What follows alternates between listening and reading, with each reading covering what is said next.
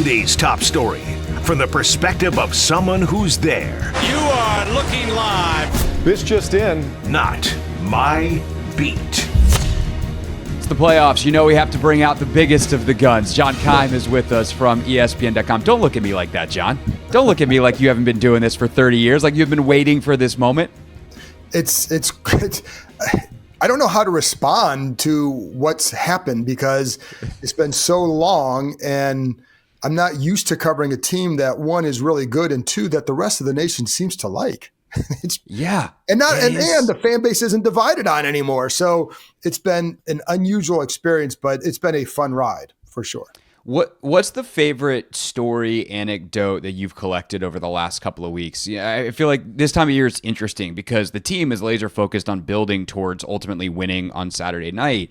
But in order to tell the story of the season, there's a lot of questions that get asked in press conferences and a lot of reporting that gets done that is very reflective on the season. Like, how did you get here? How did this happen? People are trying to solve that in real time. And I was reading your story earlier this week, and you have the great anecdotes from like the team meetings and things like that. What's your favorite anecdote about this season that you've picked up as you've been trying to tell that story?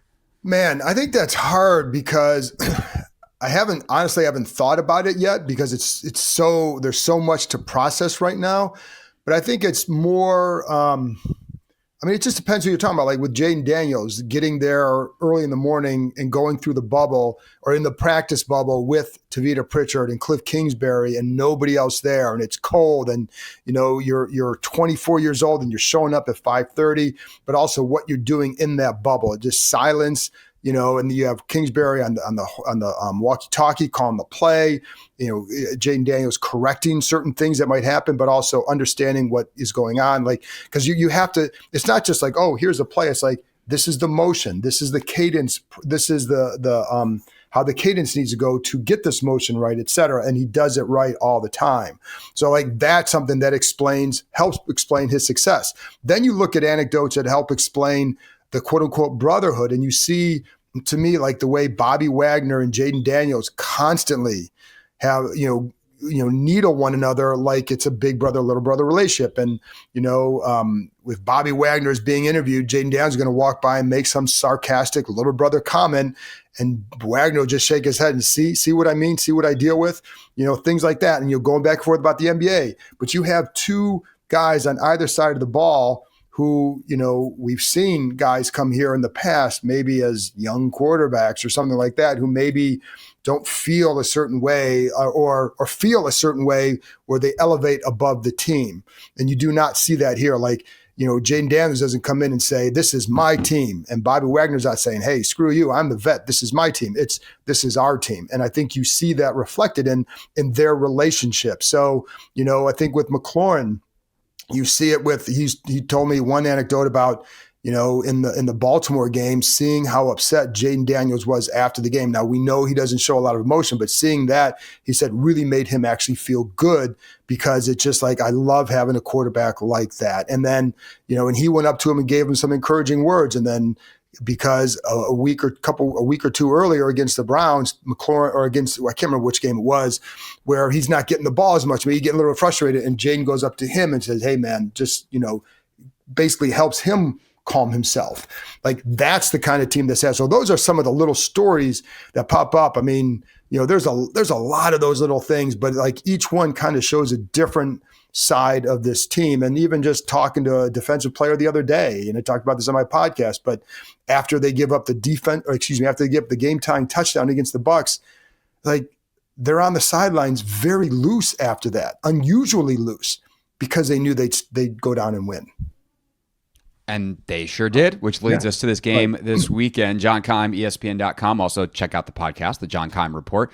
It's fantastic. Must listen if you are a Commanders fan who wants to be in the know. So if we talk about this game specifically, John, like to me, the kind of thing I keep coming back to, the thing I keep asking everyone, whether they're reporting on the Commanders, reporting on the Lions, is where does the aggressiveness dial go if you're Kliff and the Commanders offense, because we know it's going to be turned up to 10 for Aaron Glenn because that's how he lives, which means there's going to be shots, there's going to be big plays available. But on this, we know the formula that worked last week against Tampa was to be very, I don't want to say conservative, but very pragmatic with the offense, control the ball. We know that's an element of this game. So how do you think that aggressiveness dial gets turned for Jayden Daniels, Kliff Kingsbury, and this offense against Detroit? Well, clearly, this is a team that will take shots when they're available. So if you're going to line up in man-to-man against McLaurin on the outside, they're not going to bypass that to take some 6-yard curl, right? So I think you maintain what you've done because ultimately you do have to score points. So possessing the ball is great, but if you don't finish with touchdowns against this team, it's going to be eventually a long day.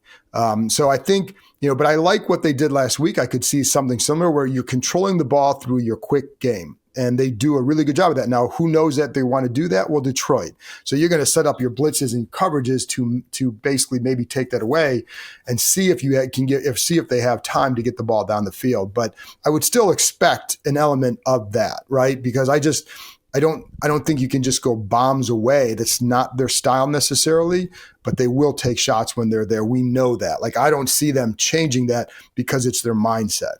And so I think, because you're right, like Detroit blitzes, I think according to True Media, it's the second most of anybody in the NFL for a number of. So like that, you're expecting that. And do you have answers for that? And I watched San Francisco scored 38 on them, I think it was.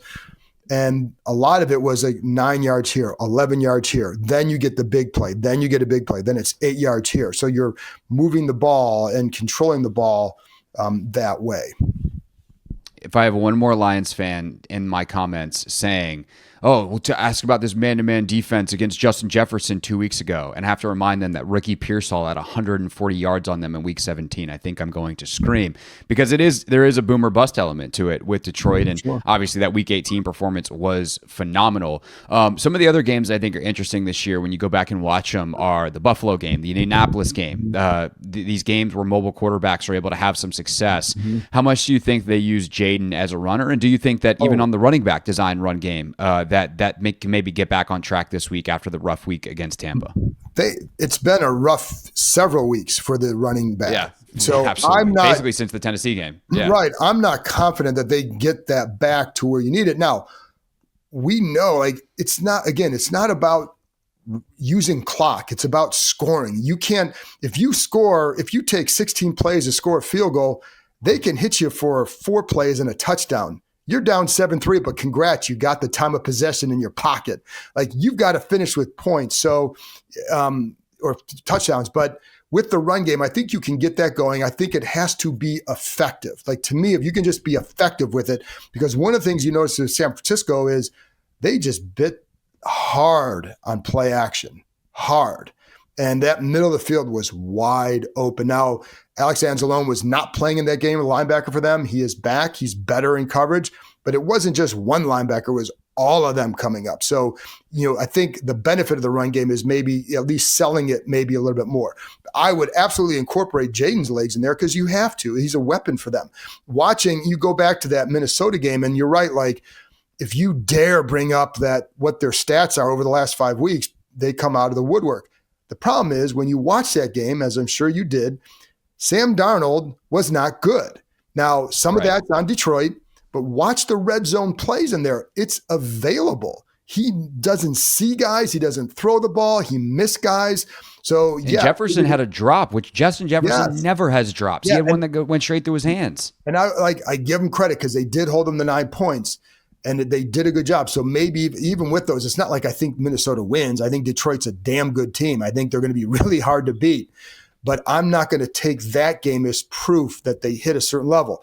Now, maybe they have. I don't know. But I think the point is there were openings in that game for more.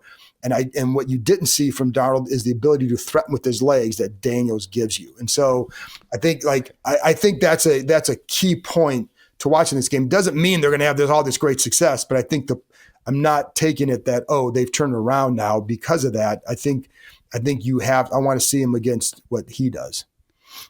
John Keim, ESPN.com, with us here on the Hoffman Show. We will go inside the Lions side of things with Nick Baumgartner from The Athletic here in just a few minutes.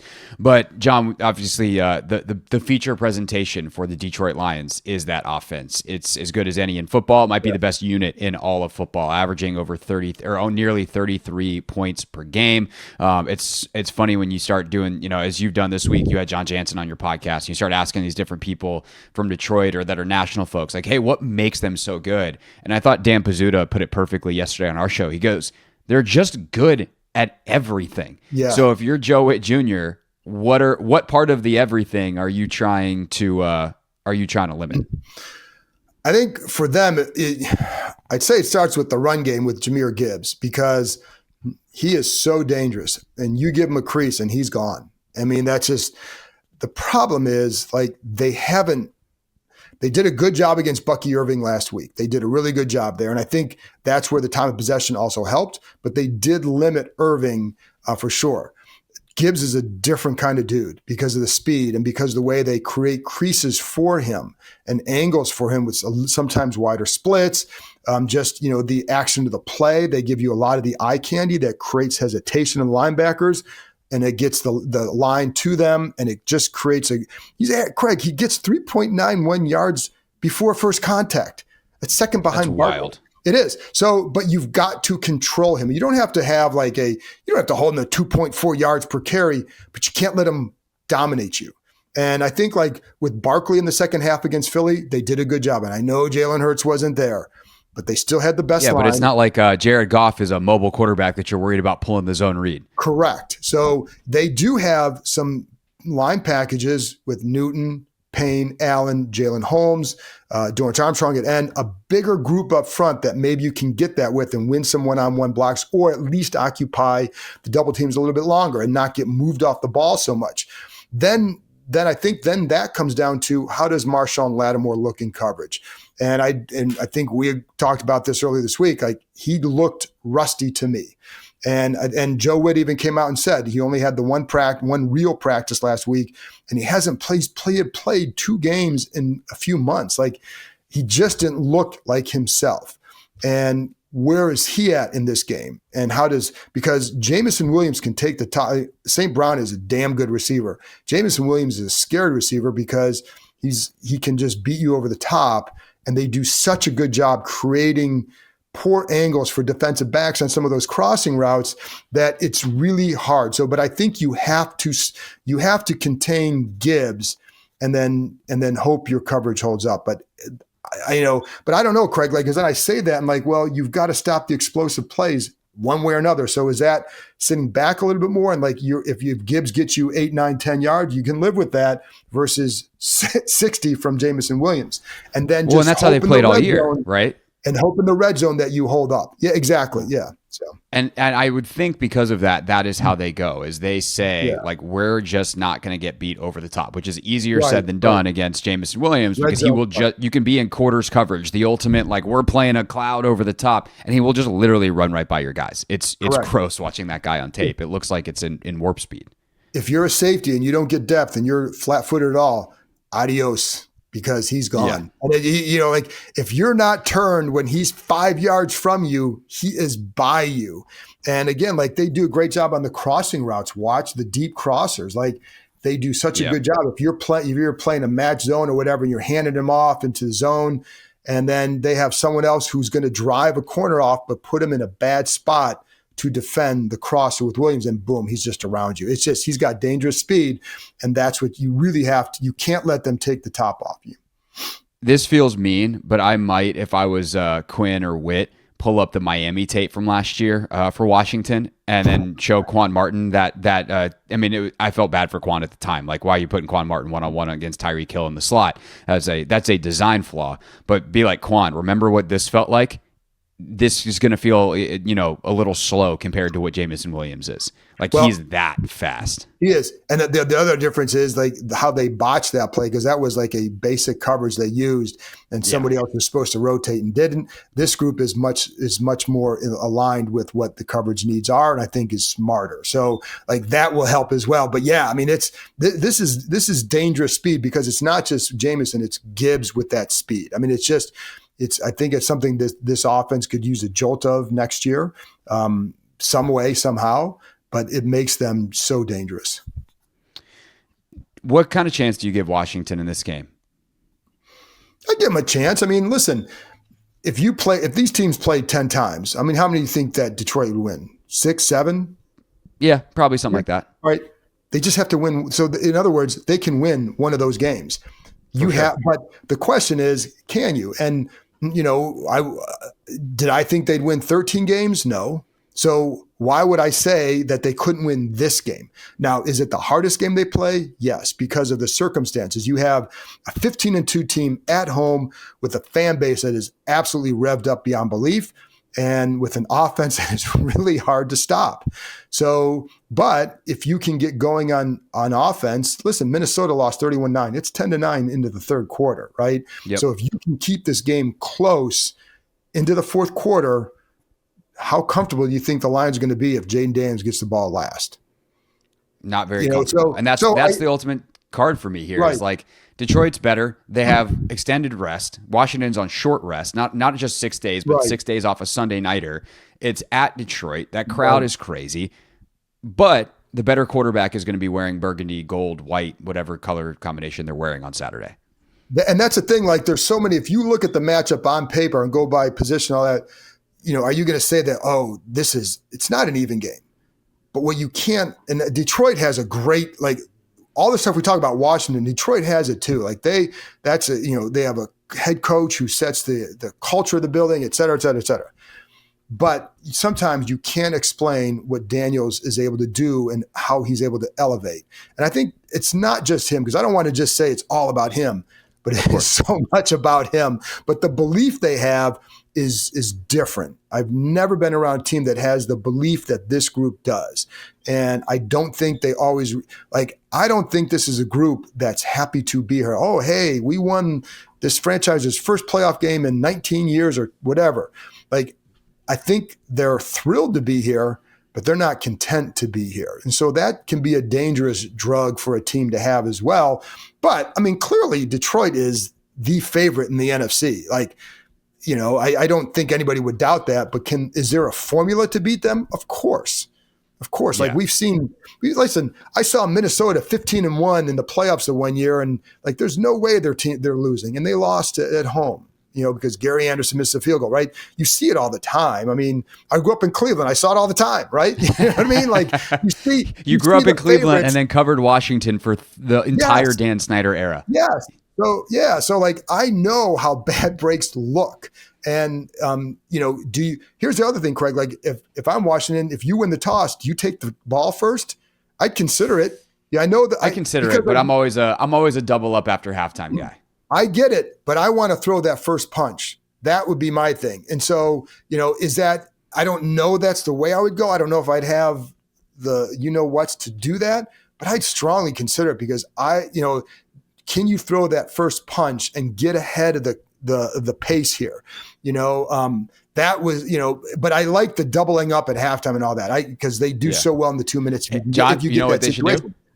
They should do whatever they've done all year, because that's what Dan Quinn would want. That's right. But I do like, I give them a chance, because you just can't put anything past this team.